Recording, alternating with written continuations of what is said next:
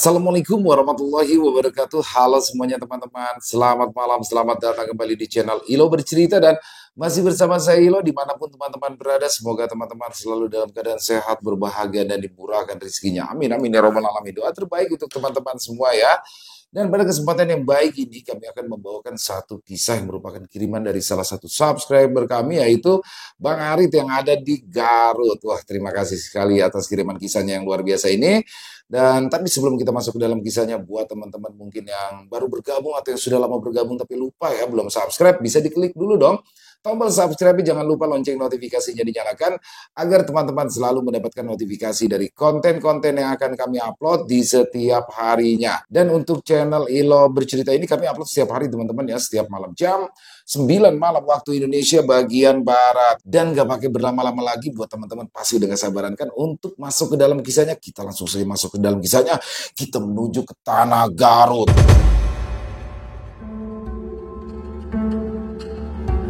Ketika semua berawal dari perjalanan mudik ke Garut.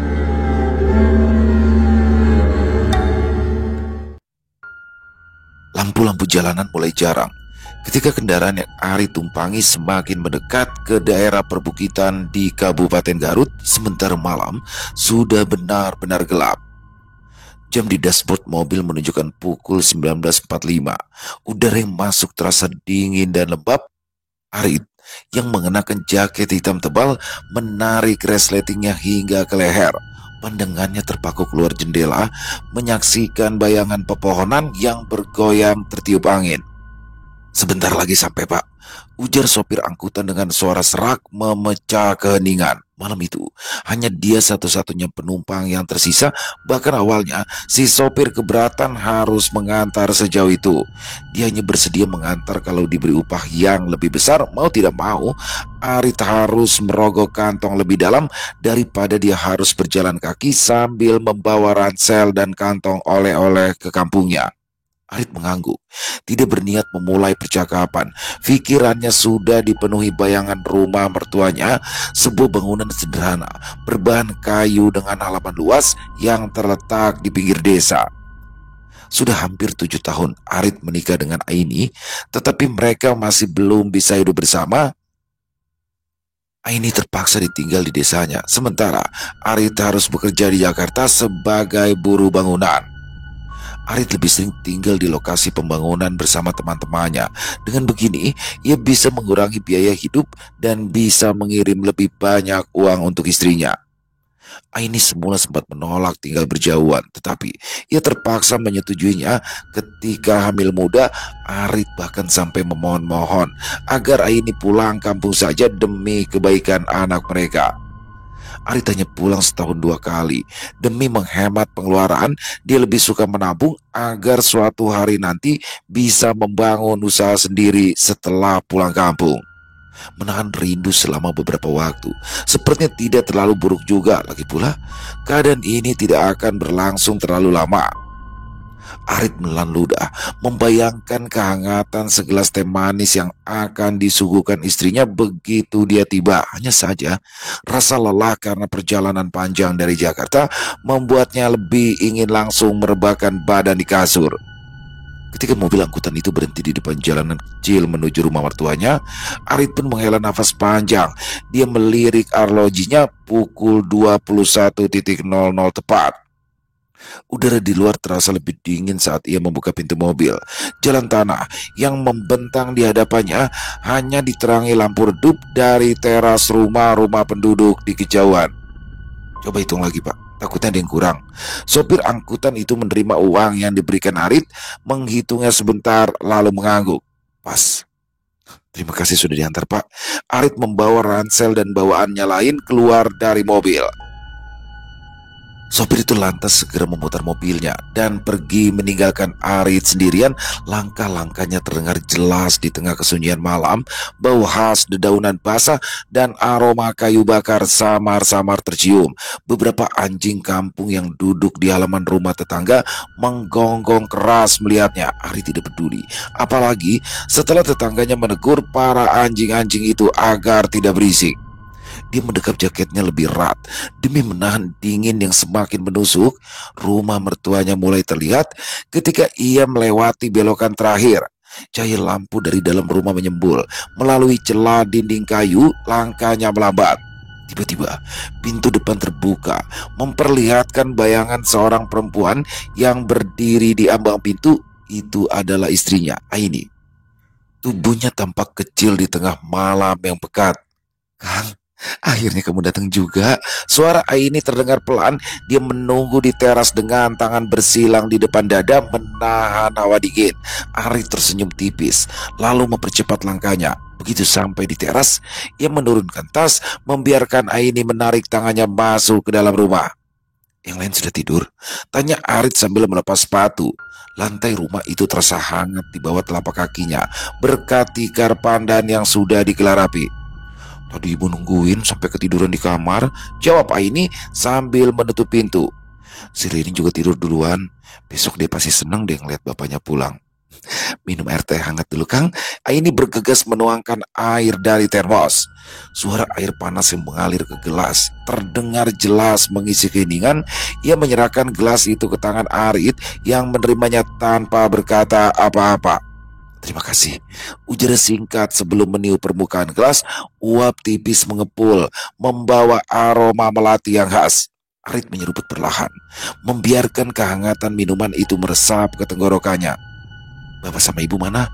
tanyanya memecahkan keheningan. Aini duduk di dekatnya, merapatkan kerudungnya. "Ibu sudah tidur di kamar. Bapak tadi ke rumah Pak RW. Katanya teh ada rapat dadakan."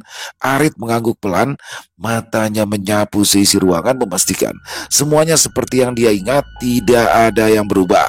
Rumah itu tetap sama, seperti terakhir kali ia datang beberapa bulan yang lalu. "Perjalanannya lancar, Kang?" tanya Aini sambil memperhatikan wajah suaminya yang terlihat lelah. "Lancar, tapi macet di Bekasi. Biasalah, daerah sana kan memang selalu ramai," jawab Arit sambil menaruh gelas teh yang sudah setengah kosong. Ia bersandar ke dinding, memejamkan mata sejenak. Aini hanya diam, membiarkan suaminya beristirahat sesekali. Dia melirik jam dinding yang menunjukkan pukul 9:30 malam. Suara langkah kaki terdengar dari luar, membuatnya menoleh cepat ke pintu. "Itu pasti bapak," katanya sambil berdiri. Dia membuka pintu, membiarkan angin malam masuk bersama seorang lelaki tua yang membawa senter. Bapak mertuanya tersenyum melihat Arit. "Sudah sampai, alhamdulillah," katanya sambil menyalami Arit yang segera berdiri. "Gimana? Lancar kan di jalan tadi? Gak ada masalah apa-apa kan?" Arit membalas salam itu dengan hormat. "Iya, Pak." "Capek? Udah makan belum?" tanya lelaki tua itu sambil menaruh senter di meja. "Belum, Pak, tapi nanti aja, saya masih kenyang," jawab Arit. "Ya sudah, kamu istirahat aja dulu. Besok baru kita ngobrol-ngobrol lagi ya," ujar bapak mertuanya sebelum menuju ke kamar. Dia menyeruput teh hingga habis, lalu bersiap untuk tidur, menyambut hari esok di desa yang selalu membuatnya merasa pulang. Arit lagi-lagi menolak ketika Aini menawarkan makanan padanya. "Akang udah makan tadi di jalan. Besok pagi aja dipanasin lagi ya." Ya, tadi dia memang sempat makan pecel lele sebelum berangkat pulang. Perutnya sudah terasa penuh karena terlalu banyak makan. "Nah, ini ada oleh-oleh untuk bapak sama ibu," ucap Arit sambil menunjukkan bungkusan yang diletakkan di samping ranselnya. "Ada juga buat kamu sama Ririn. Mudah-mudahan cukup ya. Apalagi kamu kan sekarang tambah gemuk kan." Aini mencubit pinggang Arit dengan gemas. Dia jengkel karena disebut bertambah gemuk. Arit tertawa sambil mengelus bagian yang baru saja dicubit Aini. Senang rasanya bisa menggoda istrinya lagi setelah lama mereka tidak bertemu. Setelah saling melepas rindu, Aini dan Arit memutuskan pergi beristirahat. Arit sendiri sudah menguap beberapa kali karena tak sanggup menahan kantuk. Malam terasa begitu sunyi. Rumah mertua Arit yang berada di kaki Gunung Cikuray tertutup kabut tipis. Udara dingin terasa menusuk hingga ke tulang. Meski Arit sudah berbalut selimut tebal bersama istri dan anaknya, kamar mereka hanya diterangi lampu minyak kecil yang bercahaya redup. Maklumlah, tempat itu memang belum tersentuh aliran listrik sehingga masih menggunakan lampu minyak. Arit sudah mendengkur ketika tiba-tiba tidur terganggu. Perutnya tiba-tiba mulas sehingga ia terbangun karena gelisah. Dia duduk di tepi kasur, memijat perutnya pelan-pelan, keringat dingin menetes di dahi. Sial, ini pasti gara-gara sambal pecel tadi nih. Gumamnya pelan agar tidak membangunkan Aini dan anaknya. Dia mendesah.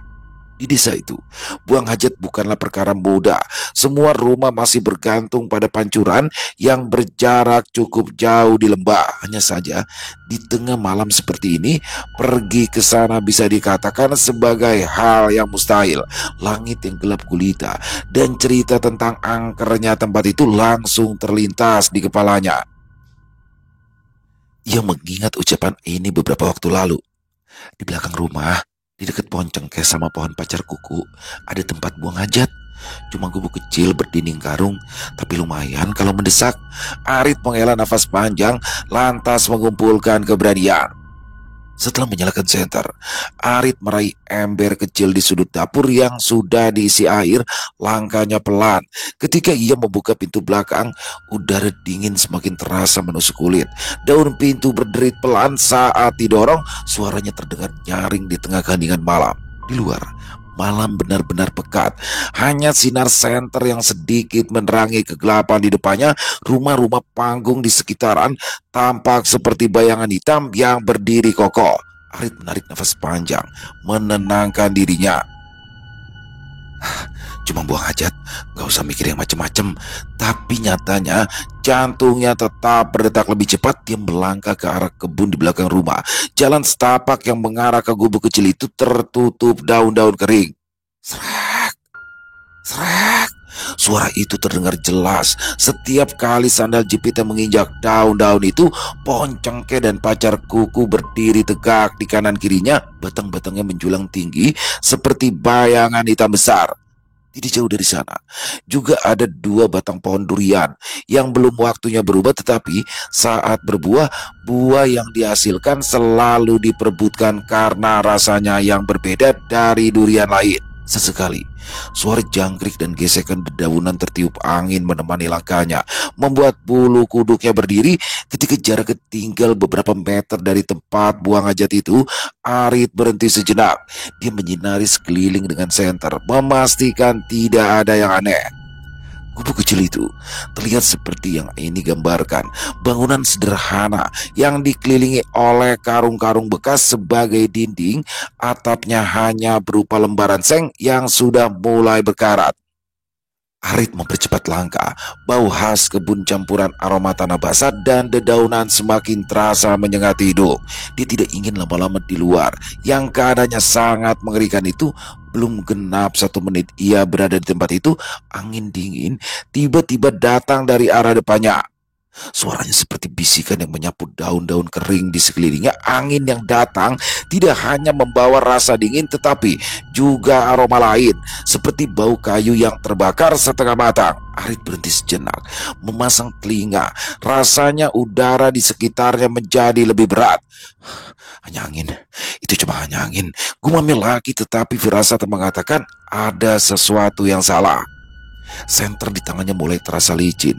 Karena keringat dingin, ia menyinari sekitar dari celah kecil di dinding karung. Pohon-pohon di kejauhan tampak bergoyang lembut ditiup angin. Tapi tunggu. Dari kejauhan, Arit seakan melihat sesuatu di balik batang pohon cengkeh. Bayangan gelap yang terlalu besar untuk sekedar daun atau cabang pohon. Arit menelan ludah. Matanya terpaku pada bayangan itu. Ia mencoba meyakinkan dirinya hanya salah lihat, tetapi bayangan itu bergerak pelan, seolah seperti sedang mengintip. Jantung Arit berdetak lebih cepat. Tangannya gemetar saat menggenggam senter. Siapa? Siapa di sana? Suaranya terdengar serak, tapi tidak ada jawaban. Lagi-lagi hanya suara angin yang kembali berdesir. Bau busuk yang samar-samar tercium sejak tadi kini semakin kuat. Arit memutuskan untuk menyelesaikan urusannya secepat mungkin. Ketika ia hendak berdiri untuk bersiap keluar, pintu kayu di depannya terdengar berderit pelan. Tidak ada angin yang cukup kuat untuk menggerakkannya, tetapi pintu itu terbuka perlahan, seolah ada tangan yang mendorong dari luar. Arit membeku di tempat, tubuhnya kaku tak bisa bergerak. Mata dan pikirannya mencoba memahami apa yang sedang terjadi. Dan saat pintu itu terbuka sepenuhnya, ternyata hanya ada pemandangan gelap. Arit berlari keluar, tetapi kakinya yang lemas tak bisa diajak kompromi. Dia jatuh berjongkok di tengah kebun. Perutnya kembali terasa sangat sakit. Udara dingin menusuk kulit ditemani sunyi yang hanya diselingi bunyi dedaunan yang tertiup angin. Suara ranting patah tiba-tiba terdengar dari arah pohon pacar kuku di dekatnya. Ranting-ranting itu jatuh ke tanah dengan bunyi pelan. Beberapa di antaranya mendarat tepat di pundak dan punggungnya. Arit merinding, tapi tidak berani menoleh. Ia mencoba menenangkan diri, menutup mata rapat-rapat sambil merapal doa pendek. Angin tiba-tiba berembus lebih kencang, membawa aroma busuk seperti comberan yang menyengat hidung, disusul suara yang menyerupai suara angsa yang langsung membuat bulu kuduknya berdiri. Kenapa ada suara soang di tengah kebun? Pikir Arit sambil berusaha meyakinkan diri bahwa itu hanyalah suara piaraan mertuanya. Hanya saja di kampung halamannya, suara soang seringkali dikaitkan dengan hadirnya sosok kuntilanak. Astagfirullah. Arit bergumam lirih, tubuhnya gemetar, ketakutan mengambil alih. Ia segera berlari dari tempat itu, tapi perutnya yang sedang diare itu memaksa dirinya bertahan. Ari ternyata kembali hanya bisa memeluk lutut berjongkok sambil menundukkan kepala. Kedua tangannya menutupi kedua belah telinga, tetapi suara itu tidak juga berhenti. Bahkan bau busuknya terasa semakin menusuk. Dalam kepanikan, ia mencoba menenangkan diri. Matanya tertutup, bibirnya bergerak melafalkan doa-doa pendek yang diajarkan orang tuanya sejak kecil. Tiba-tiba saja, bunyi lain pun muncul, seperti suara kepakan sayap burung, tapi kali ini terdengar lebih besar, lebih berat. Arit ingin menjerit, tetapi suaranya tercekat di tenggorokan. Ingatan masa lalu tiba-tiba menyeruak. Pamannya pernah mengatakan bahwa ketika ia lahir pada malam minggu dini hari, dia diikuti oleh sosok kuntilanak. Bahkan pamannya harus melakukan ritual dengan cara yang tidak masuk akal, bertelanjang bulat di tengah malam demi bisa mengusir sosok makhluk itu. Kini Arit merasa makhluk yang sama kembali mendekatinya. Mumpung celana belum dipakai, aku bisa berdiri sekarang. Aku akan nutup mata dan memutar badan ke belakang. Aku harus berani, katanya pada diri sendiri meski tubuhnya gemetar hebat.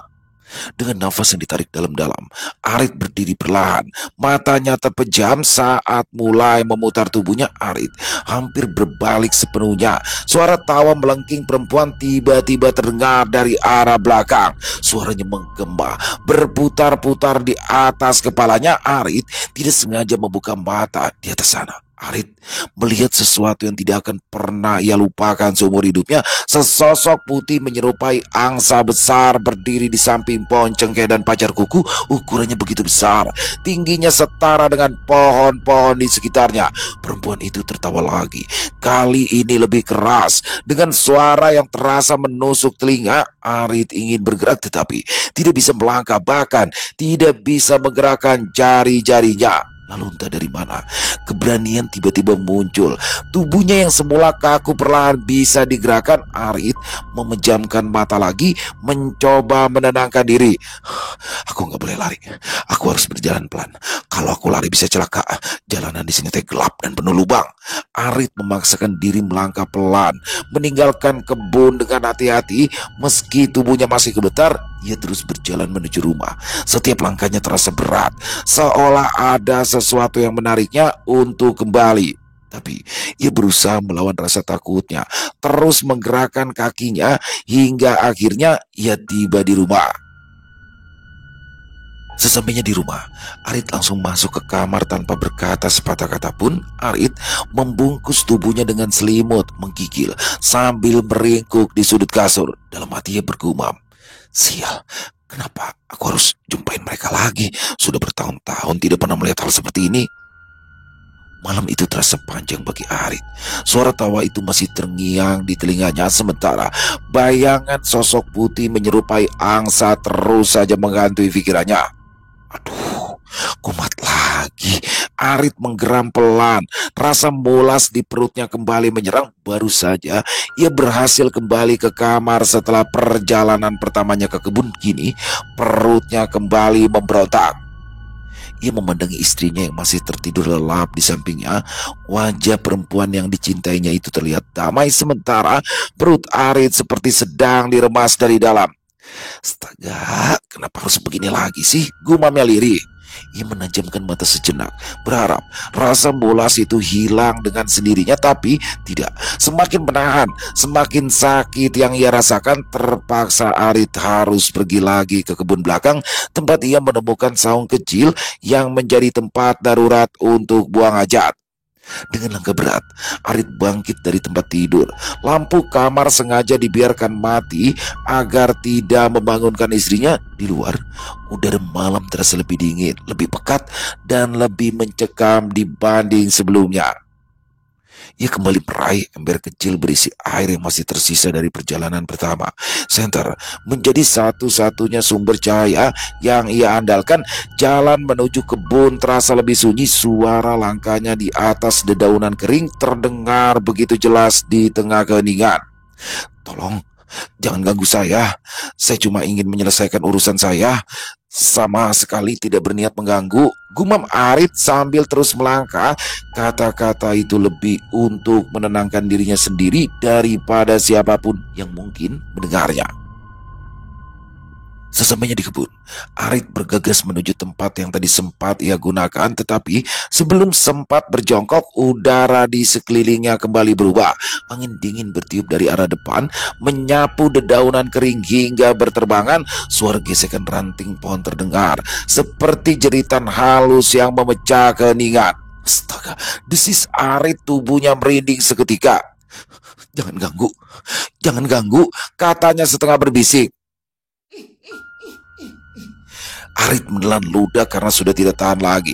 Dia terpaksa menunaikan hajatnya walau sedang ketakutan setengah mati.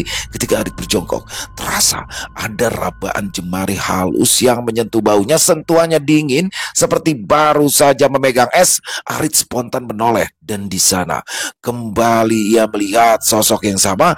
Di bawah sinar redup senter, sesosok tubuh putih berdiri tidak jauh dari tempatnya. Rambutnya panjang menjuntai menutupi sebagian besar wajahnya. Tubuhnya ramping tetapi tinggi tidak wajar, hampir 2 kali lipat dari tinggi manusia biasa. Sosok yang jauh lebih mengerikan daripada yang dilihatnya tadi. Jarak mereka juga begitu dekat, teramat sangat dekat. Sosok itu mengangkat kepala, memperlihatkan wajah pucat dengan senyum yang lebar, terlalu lebar untuk ukuran manusia. Suara tawanya semakin keras, menggema di tengah kebun. Arit melompat sampai lupa membersihkan diri. Celananya masih tersangkut di lutut. Ketika ia berlari secepat mungkin, beberapa kali ia terjatuh karena tersandung celananya sendiri. Luka goresan di kaki dan tangan terus bertambah, sementara ia terus berlari pulang. Suara tawa kuntilanak itu terus mengikuti Arit, bahkan merasa suara itu seperti mengelilinginya dan datang dari segala arah. Ketika akhirnya sampai di rumah, Arit langsung masuk dan mengunci pintu.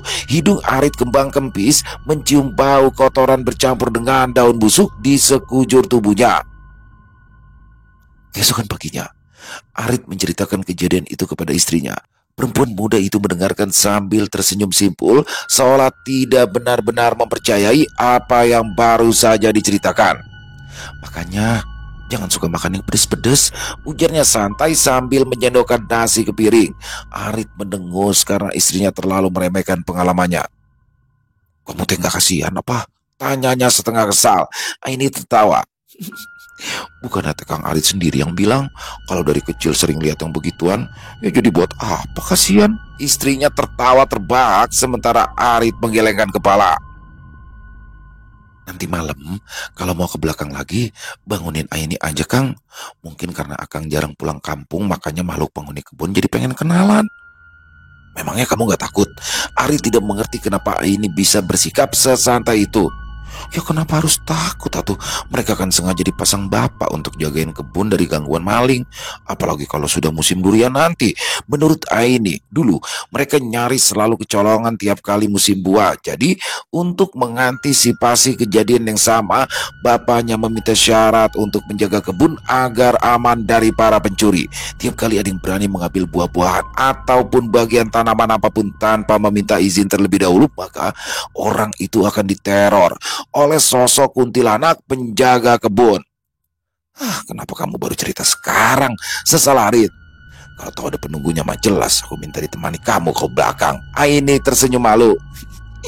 Maaf lupa cerita. Bapak juga aneh dah. Kenapa minta bantuan makhluk halus? Kan bisa pelihara anjing saja. Istrinya mengangkat bahu. Dia pun tidak mengerti kenapa bapaknya memilih cara seperti itu. Sedangkan si bapak hanya tertawa keras tanpa menjelaskan alasannya. Nanti kamu juga terbiasa sama mereka.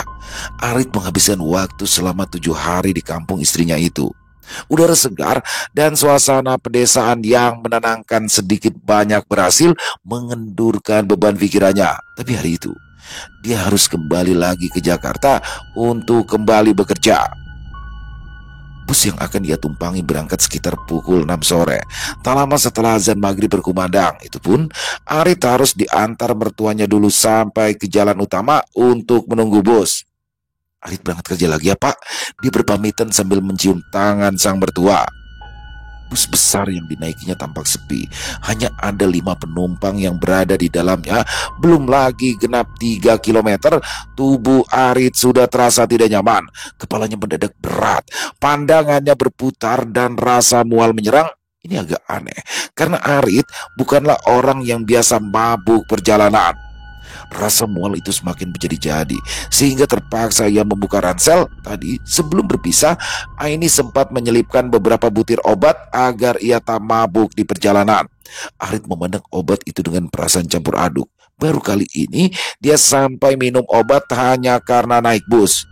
Tak lama setelah menelan obat, rasa kantuk pun menyerang, membawanya ke alam tidur yang tidak terlalu lelap. Badannya berayun seirama gerakan bus. Meski tidak nyenyak, setidaknya itu cukup untuk mengusir rasa mual. Mas, bangun. Suara kondektur bus terdengar samar di telinganya. Arit mengerjap, membuka matanya perlahan. Tadi teman mas yang naik dari daerah Nagrek pesan sama saya. Katanya kalau sudah sampai Cilenyi, minta masnya dibangunkan untuk nelpon dia. Arit menatap ke arah kondektur itu dengan pandangan bingung. Teman? Saya tidak sama teman pak, jawabnya dengan suara serak karena baru saja bangun tidur. Ya, tadi waktu masnya tidur, dia naik lalu duduk di samping mas. Terus dia turun di daerah Cicalengka. Jelas kondektur itu, raut wajahnya tetap tenang, seakan-akan tak ada yang aneh. Namanya Nunik. Nama yang baru saja disebut seketika membuat Ari terdiam. Nunik. Arit memutar ingatan, mencoba mengingat nama perempuan itu, tetapi pikirannya hanya menemui jalan buntu.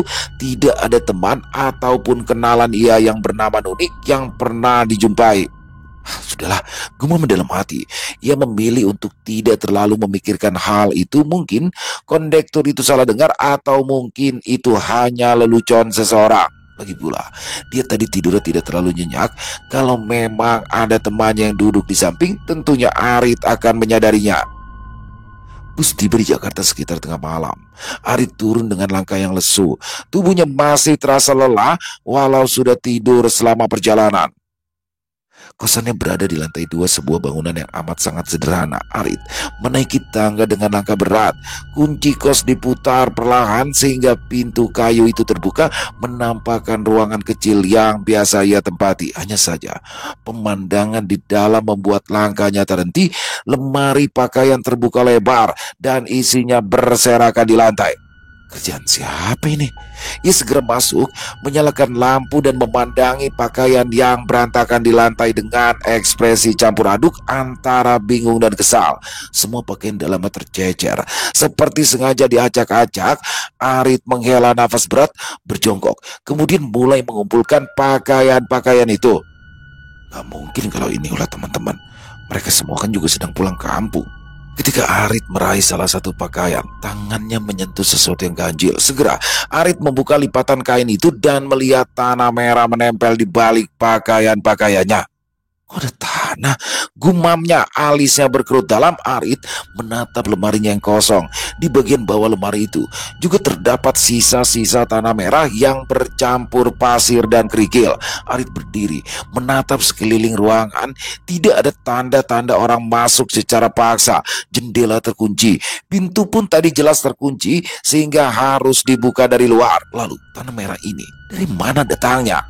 Pikirannya berkecamuk kebingungan. Ia mencoba mengingat-ingat apakah ada orang yang masuk ke kosannya selama ia pergi ke kampung. Meski hatinya gelisah, Arit memutuskan untuk tidak terlalu memikirkannya. Dia segera mengambil sapu, mengepel lantai untuk membersihkan tanah merah itu hingga tak bersisa lagi. Tapi aneh, sepanjang malam itu rasa tidak nyaman tetap membayanginya. Ada sesuatu yang ganjil, sesuatu yang tidak masuk akal. Kemudian entah kenapa nama Nunik kembali terngiang-ngiang di kepalanya. Jam sudah menunjukkan pukul 2 malam ketika Arit mulai merasakan kantuk. Ia memutuskan mematikan lampu kamar kosnya berharap segera mendapatkan tidur yang nyenyak. Akan tetapi, baru saja Arit membaringkan tubuh, suara klik terdengar sehingga lampu kamar kembali menyala. Arit bangkit, menggaruk kepalanya yang tak gatal sambil mengubat pelan. Mungkin saklarnya longgar, gumamnya. Kakinya melangkah menuju saklar, menekan tombol dengan hati-hati guna memastikan lampu mati, lalu kembali ke tempat tidur. Lagi-lagi, sebelum tubuhnya benar-benar berbaring dalam kasur, klik, lampu kembali menyala dengan sendirinya. Kali ini, firasat tidak enak mulai merayap di benaknya. Ada yang gak beres ini, pikirnya. Arit berjalan ke arah saklar itu dengan kaki sedikit gemetar.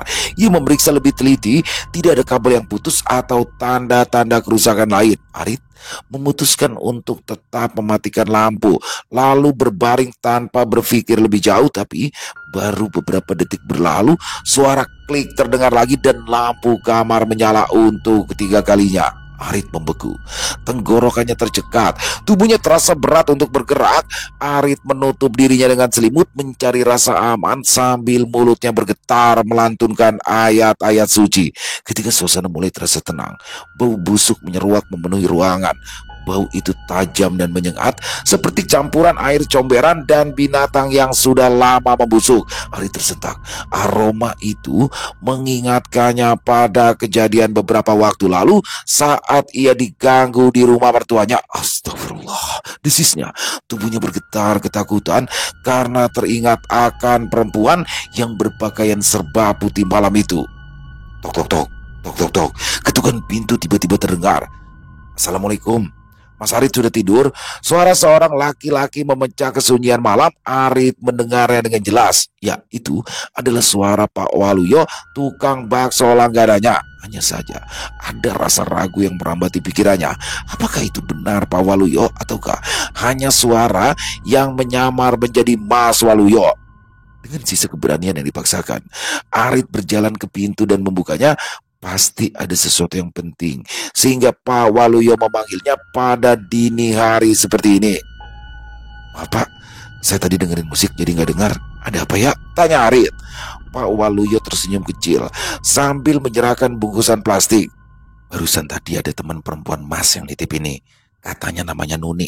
Orangnya cantik banget. Saya suruh naik sendiri tapi dia nggak mau. Katanya nggak enak karena sudah malam. Katanya ringan, lalu berlalu sebelum Arit sempat membalas. Arit terdiam, memandang plastik yang sekarang ada di tangannya. Kening Arit berkerut. Nama itu lagi, Nunik. Nama yang juga disebut oleh kondektur bus yang dinaikinya tadi. Arit membuka bungkusan itu dengan tangan gemetar hanya untuk mendapati isinya kosong. Tidak ada apa-apa di dalamnya. Nafasnya tercekat, buru-buru ia membuang plastik keluar kamar. Apalagi ketika plastik yang ia buang itu tiba-tiba lenyap seolah tak pernah ada.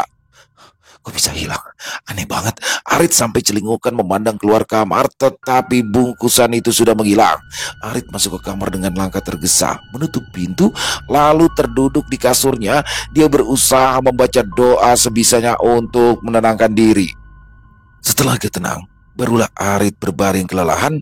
Dia baru saja tertidur beberapa menit. Ketika merasa kakinya begitu dingin seperti disiram air es, Arit terbangun, berniat mengambil selimut ketika pandangannya langsung terpaku pada sosok di depan kasur. Sosok itu melayang di udara. Rambutnya hitam panjang menjuntai hingga ke lantai, wajahnya rata, tak ada mata, hidung ataupun mulut, hanya kulit putih pucat yang tampak kosong. Tubuh Arit membeku, bahkan untuk menarik nafas pun terasa sulit. Sosok berkain putih itu mengangkat tangan kirinya, menunjuk tepat ke arahnya. Aku tidak terima apa yang kau perbuat di rumahku. Kau mengotori rumahku dengan najismu. Suara makhluk itu menggema penuh amarah. Wajahnya yang rata perlahan berubah. Dua mata hitam pekat muncul. Hidung yang tipis dan mulutnya lebar dengan gigi-gigi tajam yang menyeringai mengancam. Makhluk itu menyeringai marah sebelum menghilang begitu saja. Setelah beberapa menit mematung, Arit akhirnya bisa bergerak. Ia merangkak keluar dari kamar. Tubuhnya masih gemetar ketika terduduk lemas di luar kamar. Matanya menatap kosong ke arah kasurnya yang berantakan. Pikirannya mulai merangkai potongan-potongan kejadian. Kata-kata dari sosok menyeramkan itu kembali terngiang di benaknya. Mengotori rumahnya dengan najisku.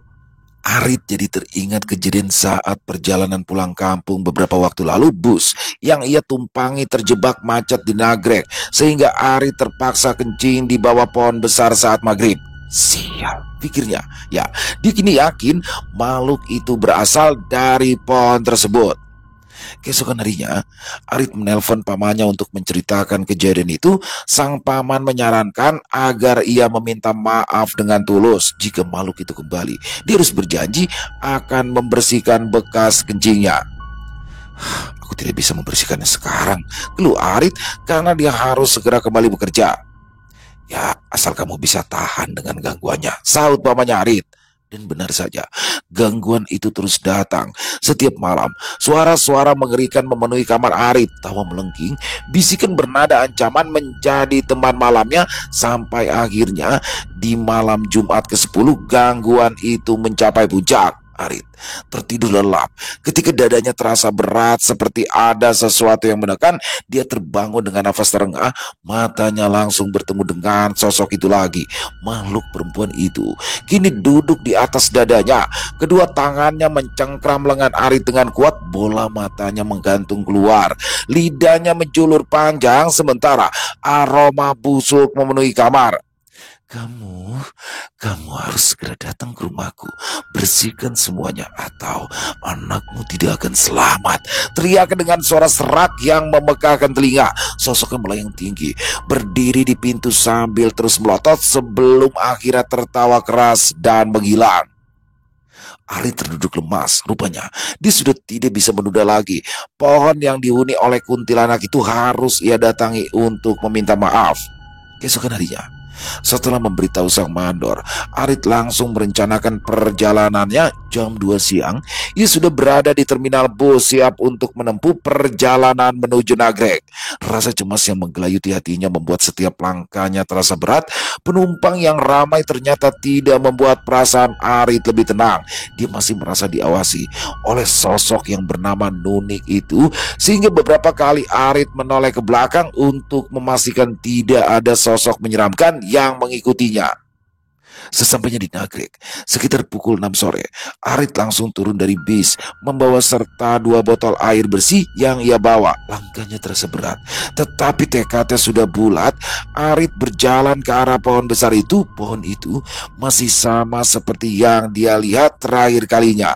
Daun-daunnya rimbun, batangnya kokoh, ditambah suasana sekitar pohon itu seolah terasa lebih sunyi dari biasanya, mungkin karena sudah memasuki maghrib. Arit mendekat, membuka kedua botol air lalu menuangkannya perlahan ke akar pohon. Saya tidak tahu kalau yang saya perbuat telah merugikan kalian. Maafkan saya ya, bisik pelan. Arit juga menaburkan kembang telon serta membakar 2 bilah dupa. Asap dupa lurus ke atas, tidak bergerak-gerak walau angin bertiup cukup kencang. Arit melanjutkan doa-doanya, berharap agar semua yang terjadi bisa selesai dengan damai. Air yang mengalir ke tanah terasa seperti menghapus beban yang sudah menumpuk di dadanya. Arit menunduk, terus memohon agar segala gangguan yang menimpanya bisa berakhir. Begitu lama ia berdiri di sana, merasa tenggelam dalam pikirannya hingga akhirnya selesai. Semua yang dilakukannya tentu saja atas dasar saran dari sang paman. Sebelumnya, Arit bahkan tidak tahu kalau dia juga harus memberikan beberapa jenis bunga yang biasa ditaburkan di kuburan. Sedang apa di sini, Nyang? Seorang lelaki tua menegur Arit yang berdiri begitu lama di bawah pohon angker itu. Arit tersentak kaget lalu menjawab gugup, "Tidak apa-apa, Pak. Lelaki tua itu menatap dupa yang ditancapkan tak jauh dari tempat Arit berdiri, lalu ia berkata, "Jangan cari nomor togel di sini, bahaya. Penghuninya teh galak dan suka minta tumbal di jalanan. Makanya di sini sering terjadi kecelakaan tiap tahunnya karena ulah si penghuni pohon." Anu Pak, Arit menggaruk kepalanya yang mendadak gatal. Saya bukan cari togel di sini, tapi saya datang karena mau minta maaf. Minta maaf? Minta maaf buat apa? Arit terdiam sejenak lalu menjawab pelan. Saya saya pernah kencing di sini, Pak. Saya juga nggak tahu kalau tempat ini ada penghuninya. Nah, sekarang saya datang buat minta maaf. Lelaki tua itu mengangguk pelan, sorot matanya berubah serius. Kamu beruntung, masih bisa hidup sampai sekarang, Jang. Pohon ini teh bukan sembarang pohon. Penghuninya perempuan.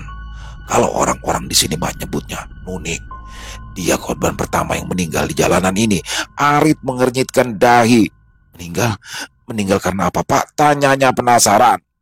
Dulu, Nuni kecelakaan di jalan ini. Motornya ditabrak truk. Kepalanya pecah. Keluarganya bilang dia sering begadang mencari nafkah. Jadi mungkin mengantuk. Nah, tapi sejak itu, jadi arwah penunggu pohon ini. Banyak kejadian aneh semenjak dia meninggal. Bahkan ada orang yang katanya kerasukan. Mengaku jadi dia. Arit bergidik mendengar cerita itu. Ia memandang pohon besar di belakangnya. Daun-daunnya bergerak perlahan diterpa angin. Tetapi kesunyian di sekitaran tempat itu membuat suasananya semakin mencekam. Lelaki tua itu melanjutkan. Yang, kalau sudah minta maafnya mah, lebih baik lanjutkan saja perjalananmu.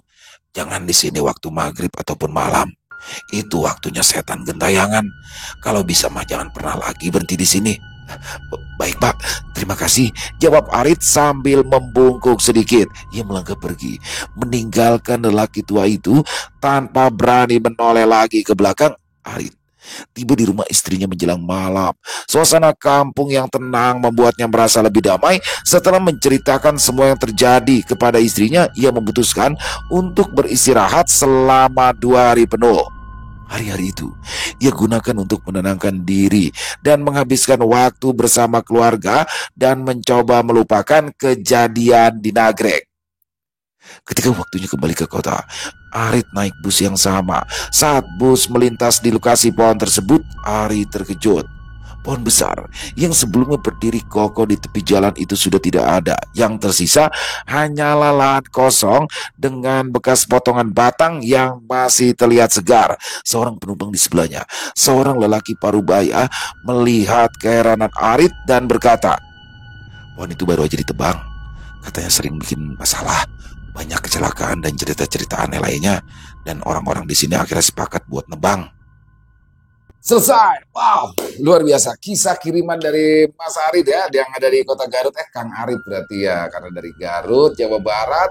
Kisahnya keren banget di sini, banyak pesan-pesan moral yang bisa kita ambil ya. Bagaimana Arit ini diikuti oleh sosok kuntilanak yang mana mengaku bernama Nunik. Namanya juga unik banget ya, Nunik.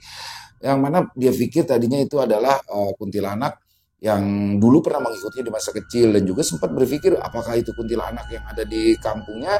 Jadi orang tua atau mertua ya daripada Arit ini memelihara makhluk gaib untuk sebagai penunggu atau menjaga kebunnya dia ya. Jadi dia pikir tadi dari situ. Saya pikir juga pasti dari situ nih ngikutin. Ternyata bukan teman-teman. Ternyata ketika Arit pertama kali dia ingin ke arah Garut ya dari kota ke Garut, di situ ternyata dia melakukan satu tindakan yang ceroboh lah ya. Dia buang air kecil di sebuah pohon yang ternyata itu adalah pohon angker ya, yang mana penunggunya adalah sosok kuntilanak yang bernama Nunik, sehingga sosok itu datang terus mengikuti dia sampai kemana-mana, sampai ke Garut. Bahkan dia dalam perjalanan dari Garut ke Jakarta juga diikutin juga. Bahkan ketika dia sampai di Jakarta pun diteror juga sampai akhirnya balik lagi deh ke sana minta maaf, nanti akan lepas semuanya. Dan akhirnya Arit datang ke sana membersihkan bekas dia buang air kecil, lalu di situ dia juga meminta maaf dan terlepas dari teror itu. Dan ketika suatu saat dibalik lagi ternyata pohonnya udah ditebang karena memang banyak orang-orang yang merasa terganggu dengan pohon itu dan juga mungkin mengakibatkan banyaknya kecelakaan. Dan ternyata sosok Nunik ini adalah salah satu korban kecelakaan di sana. Tanjakan Nagrek. Wah, tanjakan yang sangat legendaris teman-teman ya. Buat teman-teman yang ada yang tinggal di Garut, Tasik dan lain-lain, Bandung pasti tahu nih Tanjakan Nagrek. Emang apa namanya, legendaris banget, salah satu macet juga ya kalau arus mudik gitu ya. Terima kasih kepada Kang Arit atas kiriman kisahnya yang luar biasa, dan buat teman-teman semoga terhibur dengan kisah barusan. Silakan buat yang punya komentar lain, yang punya pendapat lain bisa menuliskan di dalam kolom komentar ataupun hanya sekedar saling menyapa. Insya Allah kami akan menjawab satu persatu. Buat teman-teman yang suka dengan videonya, bisa diklik tombol like, tombol jempolnya, boleh juga dong share link videonya ini ke teman-teman yang lain agar juga ikut merasa terhibur. Dan buat teman-teman mungkin yang belum subscribe, bisa diklik dulu tombol subscribe, jangan lupa lonceng notifikasinya dinyalakan agar teman-teman selalu mendapatkan notifikasi dari konten-konten yang akan kami upload di setiap harinya. Dan kami juga ingin mengucapkan terima kasih kepada seluruh teman-teman yang sudah selalu setia hadir, yang sudah selalu mendukung kami, karena teman-temanlah kami selalu bersemangat berkarya di setiap harinya. Oh iya, buat teman-teman yang ingin seperti Kang Arit ya, yang ingin kisahnya dibawakan dalam channel ini, silakan bisa mengirimkan kisahnya ke nomor telepon yang ada di sini, bebas, dalam bentuk tulisan boleh, dalam bentuk rekaman suara boleh, pokoknya senyamannya teman-teman aja. Dan buat teman-teman yang sudah mengirimkan kisah, kami ucapkan terima kasih. Di akhir kata saya Ilo mengucapkan permohonan maaf apabila mungkin dalam pembawaan kisahnya ada kata-kata saya yang salah ataupun ada kata-kata saya mungkin yang kurang berkenan. Saya mohon dibukakan pintu maaf yang seluas-luasnya. Sampai berjumpa lagi di konten-konten kami selanjutnya, yang pasti tidak kalah serunya, yang pasti tidak kalah horornya. Masih bersama saya Ilo di channel Ilo Bercerita. Salam sehat, sukses selalu untuk kita semua. Assalamualaikum warahmatullahi wabarakatuh.